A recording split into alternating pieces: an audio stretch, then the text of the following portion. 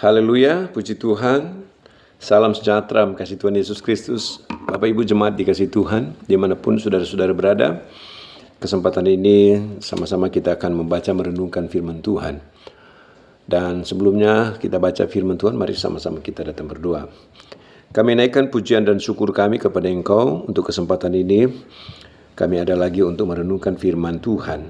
Tuhan, urapi hamba-Mu dan jemaat Tuhan, firman yang berkuasa dalam kami, yang mengingatkan kami, yang membentuk kami, dan yang mengajarkan kami untuk kami menjadi pribadi seperti Engkau, untuk kami menjadi pelaku-pelaku dalam firman-Mu. Kami bersyukur Bapa, kami akan baca renungkan firman-Mu. Tuhan buka rahasia firman-Mu bagi kami. Dalam nama Tuhan Yesus Kristus. Haleluya. Amin. Bapak Ibu jemaat, renungan firman Tuhan terdapat dalam kitab Yakobus pasal 1 ayat yang ke-12. Saya baca berkata begini. Demikian firman Tuhan. Berbahagialah orang yang bertahan dalam pencobaan, sebab apabila ia sudah tahan uji, ia akan menerima mahkota kehidupan yang dijanjikan Allah kepada barang siapa yang mengasihi Dia. Puji Tuhan. Bapak Ibu jemaat dikasih Tuhan, ada banyak pertanyaan yang kadang keluar dari mulut orang percaya. Mengapa saya menghadapi banyak ujian? Mengapa saya menghadapi banyak pergumulan? Mengapa saya mengalami banyak pencobaan? Dan lain sebagainya. Ketika kita membaca ayat di sini, ada catatan Alkitab yang justru agak kontradiktif dari apa yang kenyataan dialami oleh orang percaya. Yaitu ketika ada di dalam pencobaan, Alkitab berkata, berbahagialah. Saudara, bagaimana mungkin ketika orang dalam keadaan mengalami pergumulan hidup, lalu Alkitab berkata, berbahagialah. Ternyata ada rahasia di dalam firman Tuhan ketika kita mengalami berbagai persoalan, percobaan hidup atau ujian dalam hidup, lalu kemudian kita berbahagia. Apa dasarnya sehingga dikatakan berbahagia? Saudara, mengapa Alkitab juga berkata mengucap syukur dalam segala perkara? Termasuk di dalamnya ketika kita mengalami apa yang dikatakan oleh Alkitab tentang ujian. Yang oleh Rasul Petrus memberikan rujukan ujian yang datang kepadamu. Iya, sebagai ujian iman yang akan memurnikan kehidupan kita. Nah, saya balik dalam ayat di sini, ternyata berbahagia orang yang bertahan. Nah, mereka ternyata yang disebut orang berbahagia itu orang yang bertahan. Bertahan dalam pencobaan. Saudara-saudara dikasih Tuhan, orang yang bertahan dalam persoalan kehidupan, apa yang dia alami di dalam hidup. Bertahan dalam artian adalah bertahan di dalam kekuatan iman, bertahan di dalam pengharapan kepada Tuhan.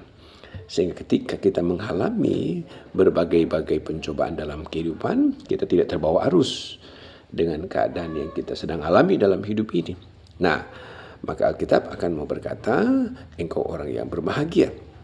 Dan dibalik dari berbagai pencobaan itu, bahwa dikatakan ia akan menerima mahkota kehidupan.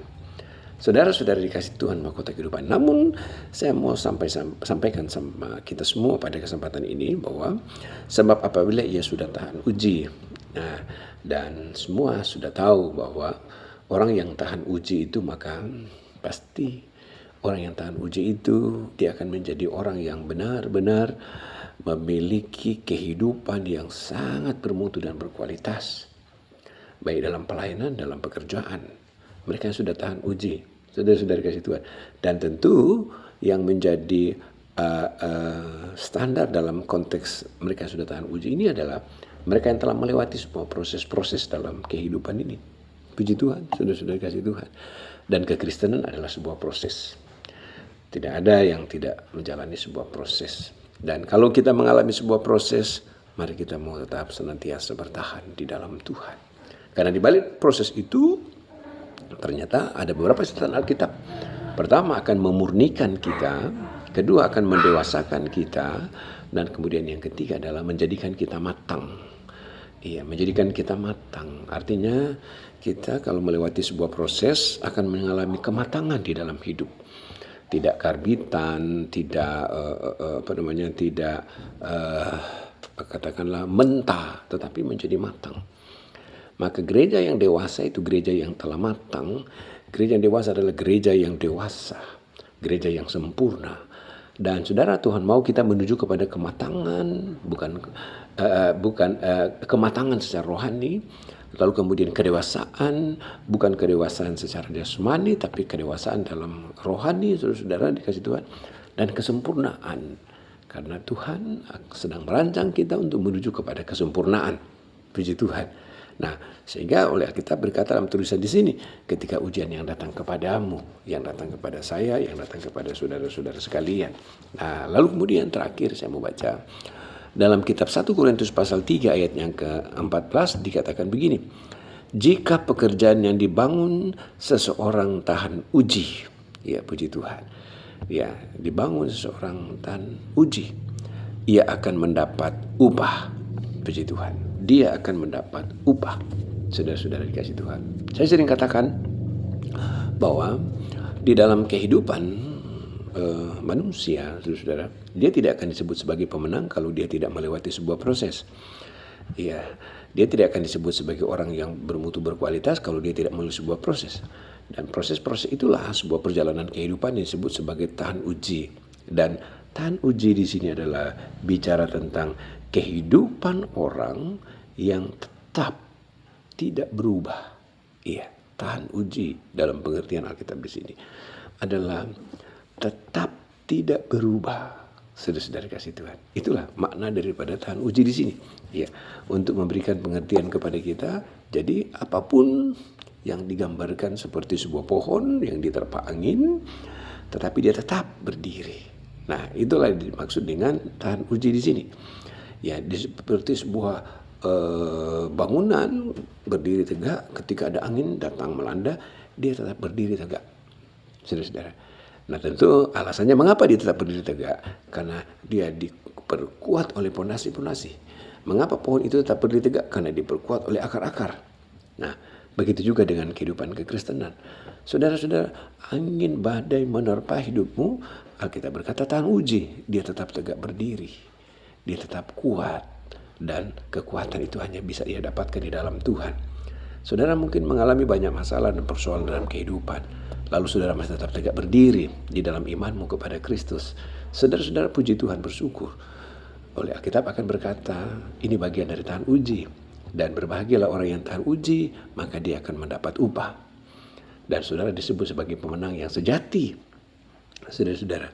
Nah, lalu kemudian saya baca pada ayat yang sebelumnya berkata dalam tulisan firman Tuhan dalam ayat di sini, ya, saya baca dikatakan begini. Nah, jika pekerjaan yang terbakar, ia akan menderita kerugian. Iya. Saudara-saudara kasih Tuhan, puji Tuhan. Kekuatan kita hanya di dalam Tuhan. Saya tergerak menyampaikan ayat ini untuk kita memahami tentang keadaan akhir zaman bahwa sebagaimana intensitas kehidupan di akhir zaman semakin terus tinggi, semakin terus naik. Karena kita berkata bahwa dunia ini semakin jahat, kejahatan semakin menjadi-jadi, ibaratnya sebuah grafik makin naik, maka kehidupan kekristenan juga harus diimbangi dengan kehidupan rohani yang semakin naik. Karena ujian semakin berat, ya, tantangan semakin berat, pergumulan hidup juga pun semakin berat. Tetapi saya percaya oleh Alkitab memberikan jaminan dalam hidup kita, mereka yang bertahan sampai akhir, mereka yang selamat. Itu kata Alkitab dalam tulisan firman Tuhan. Dan tetaplah bertahan, amin saudara. Saya selalu beri penekanan, jangan menyerah dengan keadaan apa yang kita alami dalam hidup ini. Ya, jangan berputus asa, tetapi tetap berpengharapan kepada Tuhan. Badai apapun yang sekalipun datang melanda kehidupan kita ini, kita tetap percaya bahwa Tuhan yang berjanji, Dia Allah yang setia, yang selalu ada untuk menolong kita semua dikala kita menghadapi keadaan-keadaan yang sulit sekalipun. Puji Tuhan. Satu ayat lagi saya mau baca bagi Bapak Ibu Saudara untuk menjadi perenungan kita. Dikatakan begini dalam kitab Yakobus pasal 1, saya baca berkata begini, ayat 2. Saudara-saudara, anggaplah sebagai suatu kebahagiaan apabila kamu jatuh dalam berbagai-bagai pencobaan. Sebab kamu tahu bahwa ujian terhadap imanmu itu menghasilkan ketekunan. Dan biarkanlah ketekunan itu memperoleh buah yang matang, supaya kamu menjadi sempurna dan utuh dan tak berkekurangan sesuatu apapun. Haleluya, puji Tuhan. Tuhan Yesus memberkati Bapak Ibu Saudara pada renungan firman Tuhan yang singkat pada kesempatan ini. Kiranya Roh Kudus memberkati di dalam kita. Puji Tuhan, mari kita berdoa. Terima kasih buat firman-Mu yang singkat yang Hamba sampaikan. Tuhan, biar firman-Mu tertanam dalam hati, dalam pikiran bagi umat-Mu dan kami semua untuk mengingatkan kami keadaan apapun yang kami alami dalam hidup ini, kami tetap mau bertahan di dalam Tuhan. Tuhan yang sumber kekuatan dalam kami, badai persoalan Tuhan sumber kemampuan dalam kami, sehingga kami tetap kuat dan kami tetap terus menjadi pribadi yang terus berkenan di hadapan Tuhan. Kami tidak terbawa arus oleh keadaan dunia yang jahat, tetapi kami tetap terus memandang kepada Engkau Tuhan, yang adalah pertolongan atas kami. Kami bersyukur Bapa, jemaat Tuhan, Tuhan lawat, Tuhan berkati mereka. Kami sudah terima firman-Mu dalam nama Tuhan Yesus Kristus. Haleluya. Amin. Tuhan Yesus memberkati Bapak Ibu Saudara-saudara dikasih Tuhan. Salam semuanya.